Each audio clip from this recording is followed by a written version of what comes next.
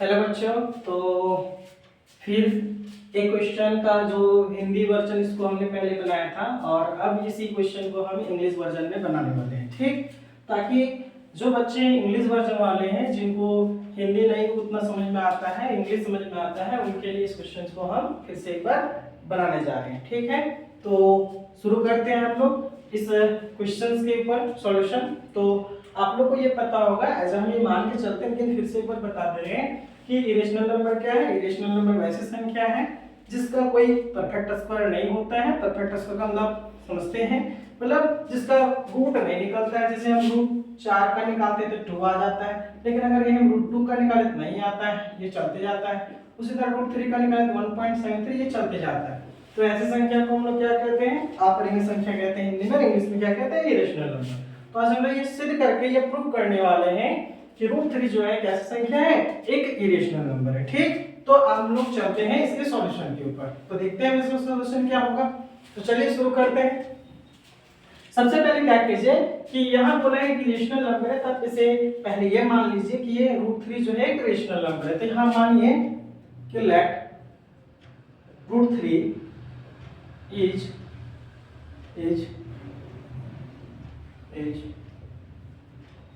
Rational number. तो हम इसे मान लिए हैं कि रूट 3 कैसा है, एक रेशनल नंबर है। अगर ये रेशनल नंबर है, इसका मतलब ये जो है a बाई बी के फॉर्मेट में होगा, ठीक। p बाई क्यू के फॉर्मेट जिसको बोल सकते हैं आप, या a बाई बी बोल सकते हैं, जैसा आपको अच्छा लगे वैसा आप टर्म्स को यूज कीजिए। और a और b क्या है, तो लिखेंगे a एंड b आर को प्राइम नंबर।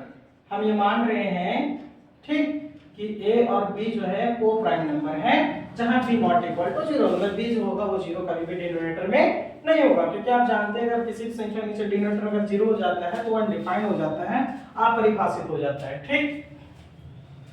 तो यहाँ पे अगर ये a और b कोई प्राइम नंबर है, को प्राइम नंबर है, इसका मतलब ये है कि a और b का जो एचसीएफ आना चाहिए, मतलब एक ऐसा नंबर जो दोनों को भागा लगा दे, डिवाइड कर दे।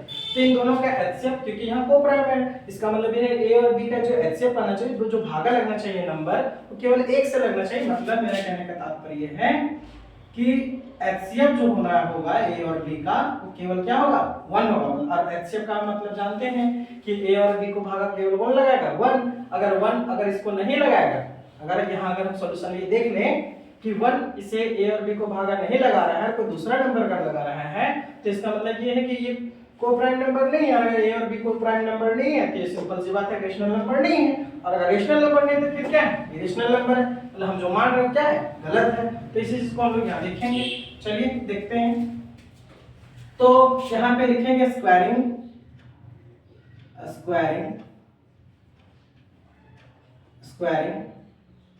ऑन बोथ साइड्स, फिगर, ठीक। तो स्क्वायरिंग लीजिए, रूट 3 का square equal to a by b का स्क्वायर, ठीक।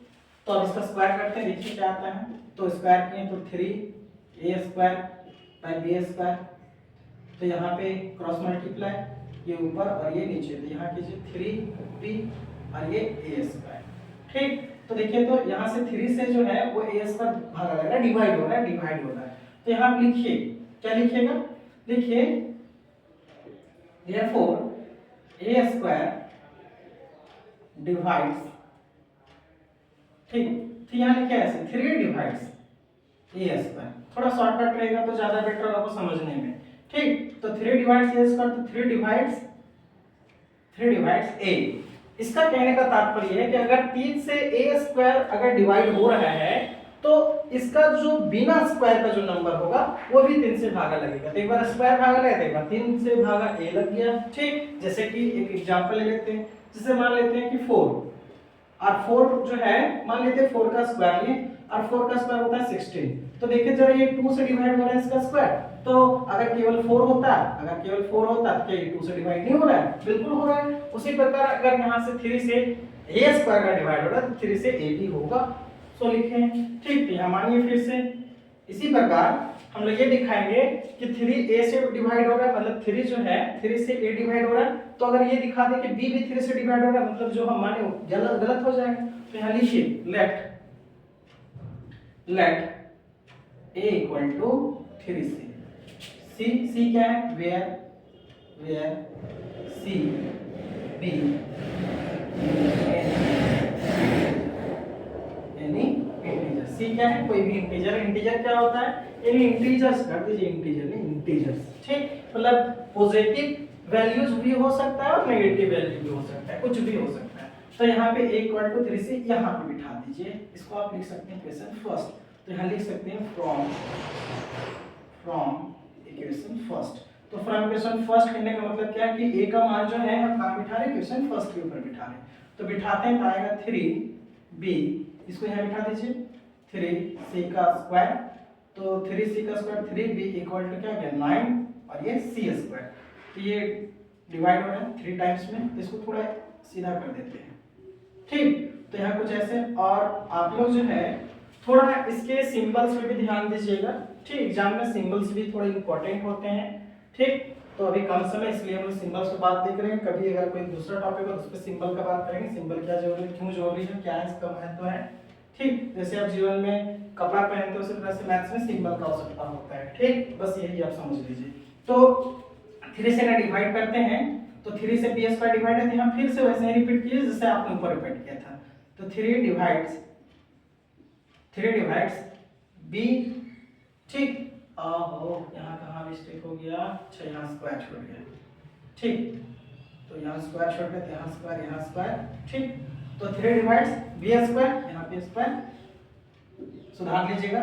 तो 3 से डिवाइड कौन होगा, 3 से डिवाइड्स b भी होगा, ठीक। तो 3 से b² में डिवाइड है तो 3 से b भी डिवाइड होगा।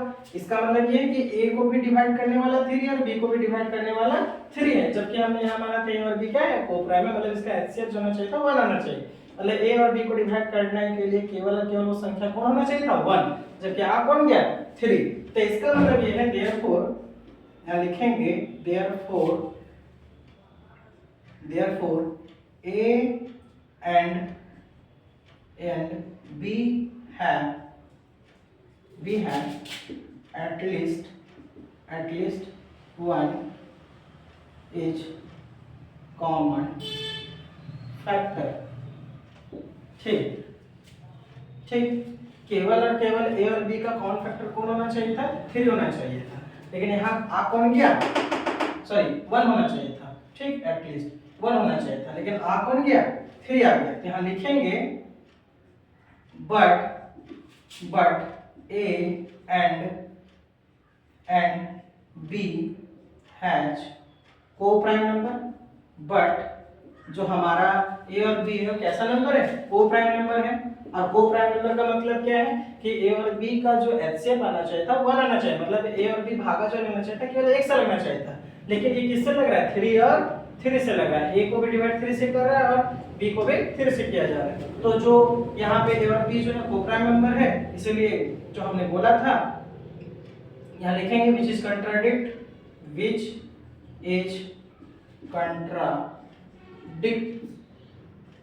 contradict our assumption, जो हम लोग माने हैं, जो लेट किए हैं, ठीक, वो हमारा क्या हो गया, गलत हो गया। क्या गलत हो गया, a और b को-प्राइम नंबर है। यहाँ पे क्या साबित हो गया कि को-प्राइम नंबर नहीं है, क्यों, क्योंकि यहाँ b को डिवाइड 3 से किया जा रहा है और a भी डिवाइड किससे हो रहा है, 3 से हो रहा है, इसलिए जो हम माने क्या हो गया, गलत हो गया। हेंस यहाँ शॉर्टकट में, ठीक, लिख दीजिए कि √3 इज an irrational नंबर। इसलिए हमारा जो हो गया a और b क्या हो गया, एक इरेशनल नंबर हो गया, ठीक। यहाँ का जो टर्म्स हम नीचे यूज किए एज शॉर्टकट टर्म यूज किए ताकि आपको याद रहे और इसका सॉल्यूशन आप एग्जाम में अच्छे से कर पाए। तो उम्मीद करते हैं ये छोटा सा सॉल्यूशन आपको समझ में आया होगा। तो फिर मिलते हैं हम लोग नेक्स्ट क्लास में, नेक्स्ट वीडियो में, और देखेंगे कि कुछ और मजेदार चीजों के ऊपर। तो ये आपके एग्जाम के लिए बहुत इंपॉर्टेंट था। Thank you. तो हम लोग मिलते हैं नेक्स्ट वीडियो। अगर अच्छा लगे तो आप इसे अपने दोस्तों को भी बताएं और शेयर करें और मेरा सपोर्ट करें, ठीक। तो ठीक है बच्चों, मिलते हैं हम लोग नेक्स्ट क्लास में, ठीक। Thank you.